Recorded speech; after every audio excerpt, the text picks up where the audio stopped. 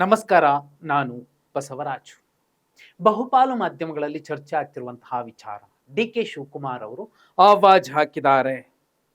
ಕಾಯೋದೆಲ್ಲ ಮುಗಿದೋಗಿದೆ, ನನಗೆ ಸಿಎಂ ಪಟ್ಟ ಬೇಕೇ ಬೇಕು, ನೀವು ಕೊಡಿಸ್ಲೇಬೇಕು. ಯಾರ ಹತ್ರ? AICCಯ ಸಾರಥಿ ಮಲ್ಲಿಕಾರ್ಜುನ್ ಖರ್ಗೆ ಅವರ ಹತ್ರ, KC ವೇಣುಗೋಪಾಲ್ ಅವರ ಹತ್ರ. ಈ ಎಲ್ಲ ಬೆಂಕಿ ಬೇಳೆ ಬೇಯೋದಕ್ಕೆ ಕಾರಣವಾದಂತಹ ಕಿಡಿ ಸುರ್ಜೇವಾಲಾ ಅವರ ಮುಂದೆ ಎಗರಾಡೋದು ಅಥವಾ ಕಿರ್ಚಾಡೋದು ಯಾರ ಮುಂದೆ ಮಾಡಬೇಕು? ಯಾರೋ ಆ ಪಟ್ಟವನ್ನ ಕೊಡಬಲ್ಲರೋ ಅವರ ಮುಂದೆ ಮಾಡಬೇಕು. ಅಂದ್ರೆ ರಾಹುಲ್ ಗಾಂಧಿ ಅವರ ಮುಂದೆ ಆ ಕೆಲಸ ಆಗಿಲ್ಲ. ಇದೆಲ್ಲವೂ ಕೂಡ 28ನೇ ತಾರೀಕು ರಾಹುಲ್ ಗಾಂಧಿ ಅವರು ಬರ್ತಾರೆ. ಬರಕ್ಕಿಂತ ಮುಂಚೆ ತಾಳಮೇಳ ಹೈಡ್ರಾಮಾಗಳೆಲ್ಲ ಮುಗಿದೋಗಿದ್ದಾವೆ.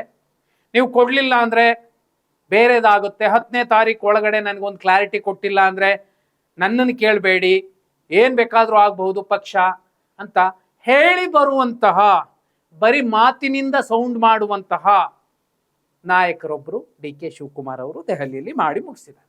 ನೋಡಿ, ಸಿಂಪಲ್ ರೀಸನ್, 5 ಕಾರಣ ಬೇಡ, ಒಂದು ಕಾರಣ. ಡಿ ಕೆ ಶಿವಕುಮಾರ್ CM ಆಗಕ್ಕೆ ಸಾಧ್ಯ ಇಲ್ಲ ಅನ್ನೋದಕ್ಕೆ 1000 ಕಾರಣಗಳು ಸಿಗ್ತವೆ. ಸಿದ್ದರಾಮಯ್ಯ ಅವರನ್ನ CM ಸ್ಥಾನದಿಂದ ಇಳಿಸೋದಕ್ಕೆ ಯಾವ ಕಾರಣ ಕೊಡುತ್ತೆ ಕಾಂಗ್ರೆಸ್ ಹೈಕಮಾಂಡ್? Simple logic. ಇನ್ನೂ ಮುಖ್ಯ ವಿಚಾರ ಅಂದ್ರೆ, ಇದುವರೆಗೂ ಅದೆಷ್ಟು ಸಲ ಡಿ ಕೆ ಶಿವಕುಮಾರ್ ದೆಹಲಿಗೆ ಹೋಗಿದ್ದಾರೆ, ಬಂದಿದ್ದಾರೆ. ನಾಯಕತ್ವ ಬದಲಾವಣೆಯ ಒಂದು ಹೇಳಿಕೆಯನ್ನ ಹೈಕಮಾಂಡ್ ಎಂದಾದ್ರೂ ಕೊಟ್ಟಿಲ್ಲ. ಯಾಕೆ? ಇಲ್ಲಿ ಅವರದ್ದೇ ಪಕ್ಷದ ಶಾಸಕರಾಗಿದ್ದವರು CM ಲಿಂಗಪ್ಪ ಅವರದೊಂದು ಎಕ್ಸಾಂಪಲ್. ಅವರ ನಡತೆ ಬದಲಾಗದೆ ಹೋದರೆ, ನಡವಳಿಕೆ ಬದಲಾಗದೆ ಹೋದರೆ, ವಿನಯತೆಯ ಗುಣ ಸಾರ್ವಜನಿಕವಾಗಿ ಒಬ್ಬ ನಾಯಕನಿಗೆ ಕಾಣದೆ ಹೋದರೆ ಆತ CM ಆಗಲ್ಲ. ಇಂಥದ್ದೇ ಮಾತನ್ನ ಕೇಂದ್ರ ಸಚಿವ ವಿ ಸೋಮಣ್ಣ ಅವರು ಒಂದು ವೇದಿಕೆಯಲ್ಲಿ ತುಮಕೂರಲ್ಲಿ ಹೇಳ್ತಾರೆ. ಬೇಕಿದ್ರೆ ಪರಮೇಶ್ವರ್ CM ಆಗಬಹುದು, ಡಿ ಕೆ ಶಿವಕುಮಾರ್ CM ಆಗೋದಕ್ಕೆ ಸಾಧ್ಯ ಇಲ್ಲ. ಯಾಕಂದ್ರೆ ನಡವಳಿಕೆ ತುಂಬಾ ಮುಖ್ಯ. ಡಿ ಕೆ ಶಿವಕುಮಾರ್ ಅವರ ದೊಡ್ಡ ಮೈನಸ್ಗಳ ಲಿಸ್ಟ್ ದೊಡ್ಡದು ತುಂಬಾ ಸಿಗುತ್ತೆ. ಅದರಲ್ಲಿ ತುಂಬಾ ಇಂಪಾರ್ಟೆಂಟ್ ತಗೊಂಡ್ರೆ ಅವರ ವೈಯಕ್ತಿಕ ನಡವಳಿಕೆ ಬಗ್ಗೆ ಅಸಮಾಧಾನ ಜಾಸ್ತಿ ಇದೆ ಅನ್ನುವಂಥದ್ದು ಒಂದು. ಡಿ ಕೆ ಶಿಗೆ ದೊಡ್ಡ ಹಿನ್ನಡೆ ಆಗಿರುವಂಥದ್ದು ವೈಯಕ್ತಿಕ ನಡವಳಿಕೆ ಬಗ್ಗೆ ಇರುವ ಆರೋಪಗಳು. ಡಿ ಕೆ ಶಿ ಅಗ್ರೆಸಿವ್ ನಡೆ, ಎಲ್ಲರನ್ನ ವಿಶ್ವಾಸಕ್ಕೆ ತೆಗೆದುಕೊಳ್ಳದ ಶೈಲಿ ಅವರಿಗೆ ಬಹುದೊಡ್ಡ ನೆಗೆಟಿವ್ ಪಾಯಿಂಟ್ ಆಗಿರುವಂಥದ್ದು ಇಲ್ಲಿ ಉಲ್ಲೇಖಿಸಬೇಕಾದಂತಹ ವಿಚಾರ. ಕಾಂಗ್ರೆಸ್ ಪಕ್ಷದಲ್ಲಿ ಬಹುತೇಕ ಶಾಸಕರು ಇದೇ ಅಭಿಪ್ರಾಯವನ್ನ ಹೊಂದಿದ್ದಾರೆ. ಕೆಲವು ಆಪ್ತರನ್ನ ಹೊರತುಪಡಿಸಿ ಇತರರು ಡಿ ಕೆ ಶಿ ನಡವಳಿಕೆಯ ಬಗ್ಗೆ ಅಸಮಾಧಾನ ಇದೆ. ಮಾಜಿ ಶಾಸಕ CM ಲಿಂಗಪ್ಪ ಅವರು ಈ ಕುರಿತಾಗಿ ನೀಡಿರುವ ಹೇಳಿಕೆ ಕೂಡ ಇದಕ್ಕೆ ಪ್ರತ್ಯಕ್ಷ ಸಾಕ್ಷಿಯಾಗಿರುವಂಥದ್ದು. ಈ ಒಂದು ಎಕ್ಸಾಂಪಲ್. ಈ ಹಿಂದೆ UPA ಸರ್ಕಾರ ಇದ್ದಾಗ ಕರ್ನಾಟಕದ ಒಬ್ಬ ಅತ್ಯಂತ ದಮನಿತ ಸಮಾಜದ ದಲಿತ ನಾಯಕರೊಬ್ರು ಕೇಂದ್ರ ಸಚಿವರಾಗಿರ್ತಾರೆ. ಇವರು ಆಗಿನ್ನು ಮಂತ್ರಿ ಆಗಿದ್ರು, ಜಸ್ಟ್ ಮಂತ್ರಿ, KPCC ಅಧ್ಯಕ್ಷರಾಗಿರ್ಲಿಲ್ಲ. ಕರ್ನಾಟಕ ಭವನದ ಬಳಿ ಒಬ್ಬ ಕೇಂದ್ರ ಸಚಿವನನ್ನ ಡಿ ಕೆ ಶಿವಕುಮಾರ್ ಯಾವ ರೀತಿ ಮಾತಾಡಿಸಬಹುದು, ಏನ್ ಸಾರ್ ಅಂತ ಮಾತಾಡಿಸಬಹುದು. ಆದ್ರೆ ಹೆಸರು ಹಿಡಿದು ಬಾರೋ ಇಲ್ಲಿ ಅಂತ ಕರೀತಾರೆ. ಅವ್ರಿಗಿಂತ ವಯಸ್ಸಿನಲ್ಲಿ 20-30 ವರ್ಷ ದೊಡ್ಡವರನ್ನ. ಅಂದ್ರೆ ಇಂತಹ ನಡವಳಿಕೆ ಇಲ್ಲದ ನಾಯಕ ರಾಜನಾಗಲು, ಪ್ರಜಾಪ್ರಭುತ್ವ ವ್ಯವಸ್ಥೆಯಲ್ಲಿ ರಾಜನಾಗಲು ಅರ್ಹರೇ? ಇವ್ರಿಗೆ ಇನ್ನೂ ಇಂಪಾರ್ಟೆಂಟ್ ಅಂದ್ರೆ, ಅವರ ಬೆಂಬಲಿಗರು ಯಾರಾದ್ರೂ ಹಾರ ಹಾಕ್ಲಿಕ್ಕೆ ಹೋದ್ರೆ ಕೆಟ್ಟ ಕೊಳಕು ಭಾಷೆಯಿಂದ ಬೈಯುವಂಥದ್ದು, ಚೆಂಡು ತೋರಿಸಿದ್ರೆ ಇನ್ನೂ 3 ಕಿಲೋಮೀಟರ್ ದೂರದಲ್ಲೇ ಬೈಯುವಂತಹ ನಾಯಕ ಯಾಕೆ ಅತ್ಯುನ್ನತ ಸ್ಥಾನದಲ್ಲಿ ಬಂದು ಕೂರ್ಬೇಕು? Simple example. ಇನ್ನು ಜೊತೆಲೇ ಇದ್ದವ್ರಿಗೆ ಕಪಾಳು ಕೊಡದಂತಹ ಎಷ್ಟೋ ವಿಡಿಯೋಗಳು ವೈರಲ್ ಆಗಿರುವಂಥದ್ದನ್ನ ನಾವು ಕಾಣಬಹುದು. ನಂಬರ್ 1 ಇದು. ನಂಬರ್ 2, ಯಾವ ಸಮುದಾಯದ ಹಿಡಿತ ಒಬ್ಬ ಮಾಸ್ ಲೀಡರ್ಗೆ ಇರಬೇಕಾಗಿರುವಂತಹ ಬಹುಮುಖ್ಯ ಶಕ್ತಿ ಡಿ ಕೆ ಶಿವಕುಮಾರ್ ಅವರಿಗೆ ಇದೆ. ಡಿ ಕೆ ಶಿವಕುಮಾರ್ ಒಕ್ಕಲಿಗ ಸಮಾಜದ ನಾಯಕರು ಹೌದು, ಆದ್ರೆ ಒಕ್ಕಲಿಗ ಸಮಾಜವನ್ನ ಸೆಳೆಯುವಂತಹ ಒಬ್ಬ ಕೃಷ್ಣ ಬೈರೇಗೌಡರಿಗಿರುವಂತಹ ತಾಕತ್ತು, ಚಲುವರಾಯ ಸ್ವಾಮಿಗಿರುವಂತಹ ತಾಕತ್ತು. ಯಾಕಂದ್ರೆ ಈ ಎಲ್ಲ ನಾಯಕರು ಡಿ ಕೆ ಶಿವಕುಮಾರ್ ಅವರ ಕಾರಣಕ್ಕೆ ಗೆಲ್ಲಲಿಲ್ಲ. ಅವರ ವೈಯಕ್ತಿಕ ವರ್ಚಸ್ಸು, ಮಾಗಡಿ ಬಾಲಕೃಷ್ಣ, CP ಯೋಗೇಶ್ವರ್, ಇವರೆಲ್ಲರೂ ಕೂಡ ಅವರ ವೈಯಕ್ತಿಕ ವರ್ಚಸ್ಸಿನ ಜೊತೆಯಲ್ಲಿ ಸೇರಿದ ಡಿ ಕೆ KPCC ಅಧ್ಯಕ್ಷ ಅನ್ನುವಂತಹ ವಿಚಾರವಷ್ಟೇ ಇವರೆಲ್ಲ ಗೆಲ್ಲೋದಕ್ಕೆ ಕಾರಣ. ಇವತ್ತು ಒಕ್ಕಲಿಗ ಸಮಾಜದ ಬಹುಪಾಲು ಶಾಸಕರು ಕಾಂಗ್ರೆಸ್ನಲ್ಲಿ ಗೆದ್ದು ಬಂದಿದ್ರೆ ಡಿ ಕೆ ಶಿವಕುಮಾರ್ ಕಾರಣ ಅಲ್ಲ, ಅವರ ವೈಯಕ್ತಿಕ ವರ್ಚಸ್ಸು ಮತ್ತು ಕಾಂಗ್ರೆಸ್ ಪಕ್ಷದ ಲಾಂಛನ. ಇವತ್ತಿಗೂ ಒಕ್ಕಲಿಗ ಸಮಾಜ ಬಿಗಿದಪ್ಪಿಕೊಳ್ಳೋದು ಕಾಂಗ್ರೆಸ್ ಅನ್ನಲ್ಲ, ಜಾತ್ಯತೀತ ಜನತಾದಳವನ್ನ, ಕುಮಾರಸ್ವಾಮಿ ಮತ್ತು ದೇವೇಗೌಡರನ್ನ.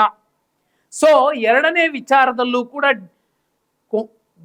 ಡಿ ಕೆ ಶಿವಕುಮಾರ್ ಅವರು ಮುಖ್ಯಮಂತ್ರಿ ಆಗೋದಕ್ಕೆ ಸೂಕ್ತರಲ್ಲ, ಅರ್ಹರಲ್ಲ ಅನ್ನೋದಕ್ಕೆ ಸಮುದಾಯದ ಹಿಡಿತ ಸಾಧಿಸುವಲ್ಲಿ ಡಿ ಕೆ ಶಿವಕುಮಾರ್ ವಿಫಲ. ಹಾಗೆ ನೋಡಿದ್ರೆ ರಾಜರಾಜೇಶ್ವರಿ ನಗರದಲ್ಲಿ ಅತಿ ಹೆಚ್ಚು ಒಕ್ಕಲಿಗ ಸಮಾಜದ ಮತದಾರರಿದ್ದಾರೆ. ಮುನಿರತ್ನಂ ಅವರ ಎದುರಲ್ಲಿ ಇವರ ಅಭ್ಯರ್ಥಿಯನ್ನ ಗೆಲ್ಸ್ಕೊಕೊಳ್ಳೋದಕ್ಕಾಗಲ್ಲ, ಅವರ ಸೋದರನನ್ನ ಗೆಲ್ಸ್ಕೊಳ್ಳೋದಕ್ಕಾಗಲ್ಲ. ಅದರ ಅರ್ಥ ಅವರು ಯಾಕೆ ಅತ್ಯುನ್ನತ ಸ್ಥಾನದಲ್ಲಿ ಬಂದು ಕೂರಬೇಕು. ಮೂರನೇದ್ದು, ಹೋರಾಟದ ಹಿನ್ನೆಲೆ ಏನಿದೆ, ಯಾವ ಸೈದ್ಧಾಂತಿಕ ಬದ್ಧತೆಯ ಇಟ್ಕೊಂಡು ಇವರು ಹೋರಾಟ ಮಾಡಿದ್ದಾರೆ. ಅಹಿಂದಾನೆ ಆಗಿದ್ರೆ ದಾವಣಗೆರೆ ದಕ್ಷಿಣದಲ್ಲಿ ಜಬ್ಬಾರ್ ಮತ್ತು ನಾಜೀರ್ ಅಹಮದ್ ಅವರ ಉಚ್ಚಾಟನೆಯ ತನಕ ಪ್ರಕರಣವನ್ನು ಎಳ್ಕೊಂಡು ಹೋಗ್ತಿರ್ಲಿಲ್ಲ ಒಬ್ಬ ಜವಾಬ್ದಾರಿಯುತ ಕೆಪಿಸಿಸಿ ಅಧ್ಯಕ್ಷರಾಗಿ. ನನ್ನ ಗುರು ಬಂಗಾರಪ್ಪ ಅಂತಾರೆ. ಬಂಗಾರಪ್ಪ ಅವ್ರಿಗಿರುವಂತಹ ಸೈದ್ಧಾಂತಿಕ ಬದ್ಧತೆ ಡಿ ಕೆ ಶಿವಕುಮಾರ್ ಅವ್ರಿಗಿದೆಯಾ? ಇಲ್ಲ. ಸೊ ಹೋರಾಟದ ಹಿನ್ನೆಲೆ ಇಲ್ಲ, ಸೈದ್ಧಾಂತಿಕ ಸ್ಪಷ್ಟತೆ ಇಲ್ಲ. ಡಿ ಕೆ ಶಿವಕುಮಾರ್ ಅವರು ಯಾಕೆ ಮುಖ್ಯಮಂತ್ರಿ ಆಗಬೇಕು ಕೇಳಬಹುದಾದಂತಹ ಪ್ರಶ್ನೆ. ಅತಿ ಹೆಚ್ಚು ಕೇಸ್ಗಳನ್ನ ಹೊಂದಿರುವಂತಹ ಕಾಂಗ್ರೆಸ್ನ ಅತ್ಯಂತ ಹಿರಿಯ ಧುರೀಣ ಮೂಲ ಕಾಂಗ್ರೆಸ್ಸಿಗ ಡಿ ಕೆ ಶಿವಕುಮಾರ್ ಅವರು. ದೊಡ್ಡ ದೊಡ್ಡ ಆರೋಪಗಳನ್ನು ಹೊತ್ತು ತಿಹಾರ್ ಜೈಲಿಗೆ ಹೋಗಿ ಬಂದವರು.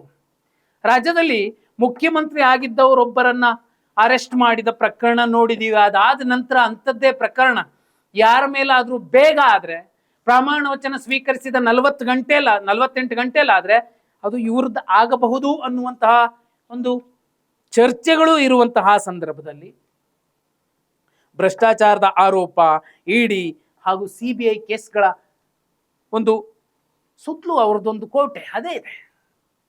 ಇಂತಹ ನಾಯಕ ಸಾಧ್ಯ ಇಲ್ಲ. ಇನ್ನು ಇಂಪಾರ್ಟೆಂಟ್, ಪ್ರಜಾಪ್ರಭುತ್ವ ವ್ಯವಸ್ಥೆಯಲ್ಲಿ ಸಂಸದೀಯ ನಡವಳಿಕೆಗಳ ನಿಟ್ಟಿನಲ್ಲಿ ಶಾಸಕರ ಬೆಂಬಲ ಎಷ್ಟಿದೆ? ನಿಮಗೆ ಆರಂಭದಲ್ಲೇ ಒಂದು ಮಾತನ್ನು ಹೇಳಬೇಕಿತ್ತು.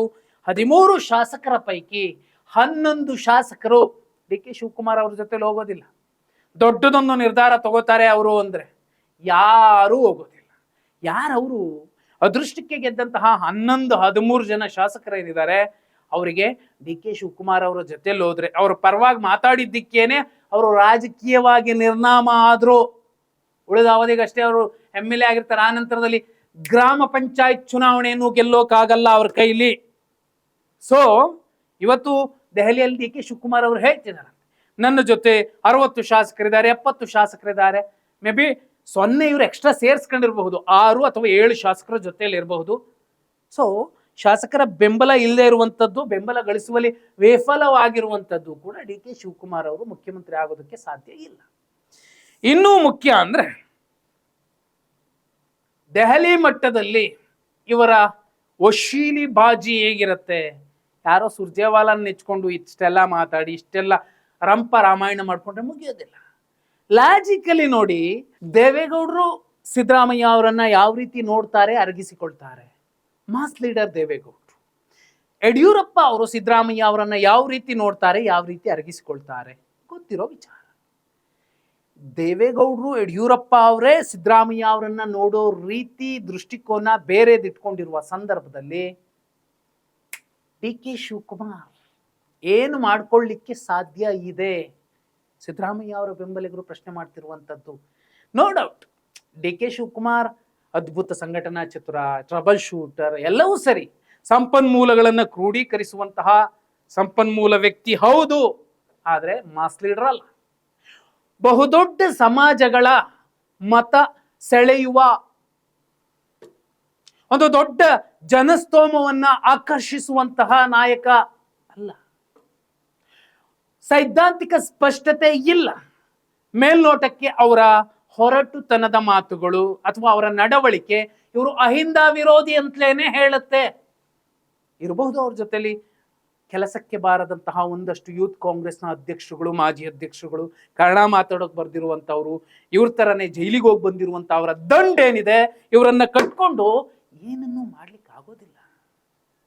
ಮೇ 10 ಅಲ್ಲ, ಮೇ 30 ಬಂದರೂ ಕೂಡ ಡಿ ಕೆ ಶಿವಕುಮಾರ್ ಅವರು ಏನು ಅಂದ್ಕೊಂಡಿದ್ದಾರೆ ಅದು ಅಸಾಧ್ಯ, ಸಾಧ್ಯ ಇಲ್ಲ.